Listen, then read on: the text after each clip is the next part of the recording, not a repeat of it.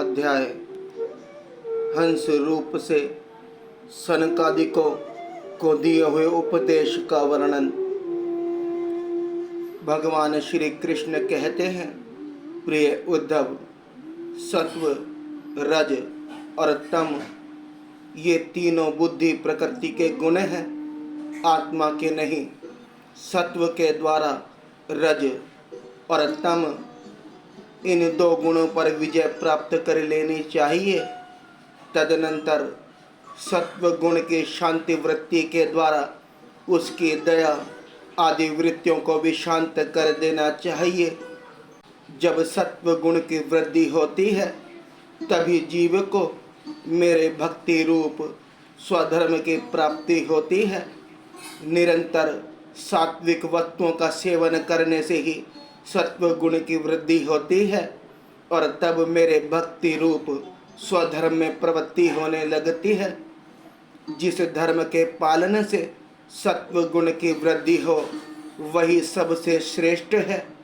वह धर्म रजगुण और तमोगुण को नष्ट कर देता है। जब वे दोनों नष्ट हो जाते हैं तब उन्हीं के कारण होने वाला अधर्म भी शीघ्र ही मिट जाता है। शास्त्र, जल, प्रजाजन, देश, समय, कर्म, जन्म, ध्यान, मंत्र और संस्कार ये 10 वस्तुएं यदि सात्विक हो तो सत्व गुण की, राजसिक हो तो रजोगुण की और तामसिक हो तो तमोगुण की वृद्धि करती हैं। इनमें से शास्त्रज्ञ महात्मा जिनकी प्रशंसा करते हैं वे सात्विक हैं, जिनकी निंदा करते हैं वे तामसिक हैं और जिनके उपेक्षा करते हैं वे वस्तुएं राजसिक हैं। जब तक अपने आत्मा का साक्षात्कार तथा स्थूल, सूक्ष्म शरीर और उनके कारण तीनों गुणों की निर्वृत्ति ना हो तब तक मनुष्य को चाहिए कि सत्व गुण की वृद्धि के लिए सात्विक शास्त्र आदि का ही सेवन करे, क्योंकि उसमें धर्म की वृद्धि होती है और धर्म की वृद्धि से अंतःकरण शुद्ध होकर आत्म तत्व का ज्ञान होता है। बांसों की रगड़ से आग पैदा होती है और वह उनके सारे वन को जलाकर शांत हो जाती है। वैसे ही यह शरीर गुणों के वैषम्य से उत्पन्न हुआ है। विचार द्वारा मंथन करने पर इसमें ज्ञान अग्नि प्रज्वलित होती है और वह समस्त शरीरों एवं गुणों को भस्म करके स्वयं भी शांत हो जाती हैं। उद्धव जी ने पूछा, भगवान, प्राय सभी मनुष्य इस बात को जानते हैं कि विषय विपत्तियों के घर हैं, फिर भी वे कुत्ते, गधे और बकरे के समान दुख सहन करके भी उन्हीं को ही भोगते रहते हैं। इसका क्या कारण है? भगवान श्री कृष्ण ने कहा, प्रिय उद्धव, जीव जब अज्ञानवश अपने स्वरूप को भूलकर हृदय से सूक्ष्म स्थूल शरीर आदि में अहम बुद्धि कर बैठता है, जो कि सर्वथा ब्रह्म ही है, तब उसका सत्व प्रधान मन घोर रजोगुण की ओर झुक जाता है, उससे व्याप्त हो जाता है। बस जहाँ मन में रजोगुण की प्रधानता हुई कि उसमें संकल्प विकल्पों का तांता बंध जाता है, अब वह विषयों का चिंतन करने लगता है और अपनी दुर्बुद्धि के कारण काम के फंदे में फंस जाता है, जिससे फिर छुटकारा होना बहुत ही कठिन है। अब वह अज्ञानी कामवश अनेकों प्रकार के कर्म करने लगता है और इंद्रियों के वश होकर यह जानकर भी इन कर्मों का अंतिम फल दुख ही है, उन्हीं को करता है। उस समय वह रजोगुण के तीव्र वेग से अत्यंत मोहित रहता है। यद्यपि विवेकी पुरुष का चित्त कभी कभी रजोगुण और तमोगुण के वेग से विक्षिप्त होता है, तथापि उसकी विषयों में दोष दृष्टि बनी रहती है। इसलिए वह बड़ी सावधानी से अपने चित्त को एकाग्र करने की चेष्टा करता रहता है, जिससे उसकी विषयों में आसक्ति नहीं होती। साधक को चाहिए कि आसन और प्राणवायु पर विजय प्राप्त कर अपनी शक्ति और समय के अनुसार बड़ी सावधानी से धीरे धीरे मुझ में अपना मन लगाए और इस प्रकार अभ्यास करते समय अपनी असफलता देखकर तनिक भी उबे नहीं बल्कि और भी उत्साह से उसी में जुड़ जाए। प्रिय उद्धव, मेरे शिष्य सनकादि परम ऋषियों ने योग का यही स्वरूप बताया है कि साधक अपने मन को सब ओर से खींचकर विराट आदि में नहीं, साक्षात मुझ में ही पूर्ण रूप से लगा दे। उद्धव जी ने कहा, श्री कृष्ण, आपने जिस समय जिस रूप से सनकादि परम ऋषियों को योग का आदेश किया था, उस रूप को मैं जानना चाहता हूँ। भगवान श्री कृष्ण ने कहा, प्रिय उद्धव, सनकादि परम ऋषि ब्रह्मा जी के मानस पुत्र हैं। उन्होंने एक बार अपने पिता से योग के सूक्ष्म अंतिम सीमा के संबंध में इस प्रकार प्रश्न किया था। सनकादि परम ऋषियों ने पूछा, पिताजी, चित्त गुणों अर्थात विषयों में घुसा ही रहता है और गुण भी चित्त की एक एक वृत्ति में प्रविष्ट रहते ही हैं, अर्थात चित्त और गुण आपस में मिले जुले ही रहते हैं। ऐसी स्थिति में जो पुरुष इस संसार सागर से पार होकर मुक्ति पद प्राप्त करना चाहता है, वह इन दोनों को एक दूसरे से कैसे अलग कर सकता है। भगवान श्री कृष्ण कहते हैं, प्रिय उद्धव, यद्यपि ब्रह्मा जी सब देवताओं के शिरोमणि, स्वयंभू और प्राणियों के जन्मदाता हैं, फिर भी सनकादिक परम ऋषियों के इस प्रकार पूछने पर ध्यान करके भी वे इस प्रश्न का मूल कारण ना समझ सके, क्योंकि उनकी बुद्धि कर्म प्रवण थी। उद्धव, उस समय ब्रह्मा जी ने इस प्रश्न का उत्तर देने के लिए भक्ति भाव से मेरा चिंतन किया। तब मैं हंस का रूप धारण करके उनके सामने प्रकट हुआ। मुझे देखकर सनकादि ब्रह्मा जी को आगे करके मेरे पास आए और उन्होंने मेरे चरणों की वंदना करके मुझसे पूछा कि आप कौन हैं। प्रिय उद्धव, सनकादि परमार्थ तत्व के जिज्ञासु थे, इसलिए उनके पूछने पर उस समय मैंने जो कुछ कहा वह तुम मुझसे सुनो। ब्राह्मणों, यदि परमार्थ स्वरूप वस्तु नानात्व से सर्वथा रहित है, तब आत्मा के संबंध में आप लोगों का ऐसा प्रश्न कैसे युक्ति संगत हो सकता है। अथवा मैं यदि उत्तर देने के लिए बोलूं भी तो किस जाति, गुण, क्रिया और संबंध आदि का आश्रय लेकर उत्तर दूं। देवता, मनुष्य, पशु, पक्षी आदि सभी शरीर पंचभूत आत्मा को होने के कारण अभिन्न ही है और परमार्थ रूप से भी अभिन्न है। ऐसी स्थिति में आप कौन हैं? आप लोगों का यह प्रश्न ही केवल वाणी का व्यवहार है, विचार पूर्वक नहीं है, अतः निरर्थक है। मन से, वाणी से, दृष्टि से तथा अन्य इंद्रियों से भी जो कुछ ग्रहण किया जाता है वह सब मैं ही हूँ, मुझसे भिन्न और कुछ नहीं है। यह सिद्धांत आप लोग तत्विचार के द्वारा समझ लीजिए। पुत्रों, यह चित्त चिंतन करते करते विषय आकार हो जाता है और विषय चित्त में प्रविष्ट हो जाते हैं। यह बात सत्य है।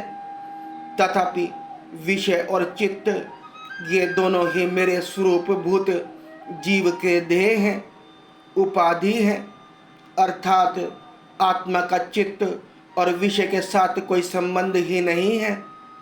इसलिए बार बार विषयों का सेवन करते रहने से जो चित्त विषयों में आसक्त हो गया है और विषय भी चित्त में प्रविष्ट हो गए हैं, इन दोनों को अपने वास्तविक से अभिन्न मुझ परमात्मा का साक्षात करके त्याग देना चाहिए। जागृत, स्वप्न और सुषुप्ति ये तीनों अवस्थाएं सत्व आदि गुणों के अनुसार होती हैं और बुद्धि की वृत्तियां हैं। सच्चिदानंद का स्वभाव नहीं। इन वृत्तियों का साक्षी होने के कारण जीव उनसे विलक्षण है। यह सिद्धांत श्रुति, युक्ति और अनुभूति से युक्त है, क्योंकि बुद्धि वृत्तियों के द्वारा होने वाला यह बंधन ही आत्मा में त्रिगुणमयी वृत्तियों का दान करता है।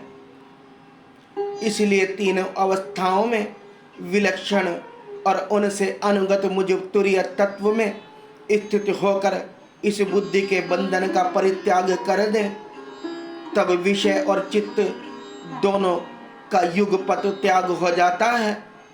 यह बंधन अहंकार की ही रचना है और यही आत्मा के परिपूर्णतम सत्य, अखंड ज्ञान और परमानंद स्वरूप को छिपा देता है। इस बात को जानकर विरक्त हो जाए और अपने तीन अवस्थाओं में अनुगत तुरीय स्वरूप में होकर संसार की चिंता को छोड़ दे। जब तक पुरुष की भिन्न भिन्न पदार्थों में सत्यत्व बुद्धि, अहम बुद्धि और मम बुद्धि युक्तियों के द्वारा निर्वक्त नहीं हो जाती, तब तक वह अज्ञान यद्यपि जागता है तथापि सोता हुआ सा रहता है। जैसे स्वप्न अवस्था में जान पड़ता है कि मैं जाग रहा हूँ, आत्मा से अन्य देह आदि प्रतीयमान नाम रूप आत्मक परपंग कुछ भी अस्तित्व नहीं है। इसलिए उनके कारण होने वाले वर्ण आश्रम भेद भी, स्वर्ग आदि के फल और उनके कारणभूत कर्म, ये सब के सभी इस आत्मा के लिए वैसे ही मिथ्या है जैसे स्वप्नदर्शी पुरुष के द्वारा देखे हुए सब के सब पदार्थ जो जागृत अवस्था में समस्त इंद्रियों के बाहर दिखने वाले संपूर्ण शरभंगुर पदार्थों को अनुभव करता है, और स्वप्न अवस्था में हृदय ही जागृत में देखे हुए पदार्थों के समान ही वासना में विषयों का अनुभव करता है, और सुषुप्ति अवस्था में उन सभी विषयों को समेट कर उनके लय को भी अनुभव करता है। वह एक ही है। जागृत अवस्था के इंद्रिय, स्वप्न अवस्था के मन और सुषुप्ति की संस्कार वृत्ति बुद्धि की भी वही स्वामी है, क्योंकि वह त्रिगुणमयी तीनों अवस्थाओं का साक्षी है। जिस मैंने स्वप्न देखा, जो मैं सोया वही मैं जाग रहा हूँ, इस स्मृति के बल पर एक ही आत्मा का समस्त अवस्थाओं में सिद्ध होना हो जाता है। ऐसा विचार कर मन की ये तीनों अवस्थाएं गुणों के द्वारा मेरी माया से मेरे अंश स्वरूप जीव से कल्पित की गई हैं और आत्मा में ये नितांत असत्य हैं। ऐसा निश्चय करके तुम लोग अनुमान सत्य पुरुष द्वारा किए गए उपनिषदों के श्रवण और तीक्ष्ण ज्ञान खड्ग के द्वारा सकल संशयों के आधार अहंकार का छेदन करके हृदय में स्थित मुझ परमात्मा का भजन करो। यह जगत मन का विलास है, दिखने पर भी नष्ट प्राय है, अलाति चक्र लुकारियों की बनेठी के समान अत्यंत चंचल है और ब्रह्म मात्र है। ऐसा समझो, ज्ञाता और ज्ञेय के भेद से रहित एक ज्ञान स्वरूप आत्मा ही अनेकता प्रतीत हो रहा है। यह स्थूल शरीर, इंद्रिय और अंतःकरण रूप तीन प्रकार का विकल्प गुणों के परिमाण रचना है और स्वप्न के समान माया का खेल है, अज्ञान से कल्पित है।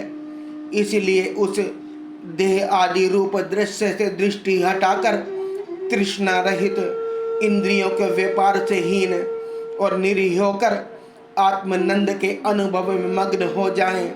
यद्यपि कभी कभी आहार आदि के समय यह देह आदि की परपंग देखने में आता है, तथापि यह पहले ही आत्म वस्तु से अतिरिक्त और मिथ्या समझकर छोड़ चुका है। इसलिए वह पुनः भ्रांति मूलक मोह उत्पन्न करने में समर्थ नहीं हो सकता। देहपात पर्यंत केवल संस्कार मात्र उसकी प्रतीति होती है। जैसे मदिरा पीकर उन्मत्त पुरुष यह नहीं देखता कि मेरे द्वारा पहना हुआ वस्त्र शरीर है, या गिर गया, वैसे ही सिद्ध पुरुष जिस शरीर से उसने अपने स्वरूप का साक्षात्कार किया है वह प्रारब्धवश खड़ा है, बैठा है या दैववश कहीं गया या आया है। नश्वर शरीर संबंधी इन बातों पर दृष्टि नहीं डालता। प्राण और इंद्रियों के साथ यह शरीर भी प्रारब्ध के अधीन है, इसलिए अपने आरंभ बनाने वाले कर्म जब तक हैं तब तक उनकी प्रतीक्षा करता ही रहता है। परंतु आत्म वस्तु का साक्षात कराने वाला तथा समाधि पर्यंत योग में आरूढ़ पुरुष स्त्री पुत्र धन आदि प्रपंग के सहित उस शरीर को फिर कभी स्वीकार नहीं करता, अपना नहीं मानता। जैसे जगा हुआ पुरुष स्वप्न अवस्था के शरीर आदि को सनकादिक ऋषियों, मैंने तुमसे जो कुछ कहा है वह सांख्य और योग दोनों का गोपनीय रहस्य है। मैं स्वयं भगवान हूँ, तुम लोगों को तत्व ज्ञान का उपदेश करने के लिए ही यहाँ आया हूँ, ऐसा समझो। विप्रवरो, मैं योग सांख्य सत्यरित मधुर भाषण तेज श्री कीर्ति और दम इंद्रिय निग्रह इन सब का परम गति परम अधिष्ठान हूँ। मैं समस्त गुणों से रहित हूँ और किसी की उपेक्षा नहीं रखता, फिर भी साम्य असंगता आदि सभी गुण मेरा ही सेवन करते हैं, मुझ में ही प्रतिष्ठित हैं, क्योंकि मैं सबका हितैषी सुहद प्रियतम और आत्मा हूँ। सच पूछो तो उन्हें गुण कहना भी ठीक नहीं है, क्योंकि वे सत्व आदि गुणों के परिणाम नहीं हैं और नित्य हैं। प्रिय उद्धव, इस प्रकार मैंने सनकादि मुनियों के संशय मिटा दिए। उन्होंने परम भक्ति से मेरी पूजा की और स्तुतियों द्वारा मेरी महिमा का गान किया। जब उन परम ऋषियों ने भली भांति मेरी पूजा और स्तुति कर ली, तब मैं ब्रह्मा जी के सामने ही अदृश्य होकर अपने धाम में लौट आया।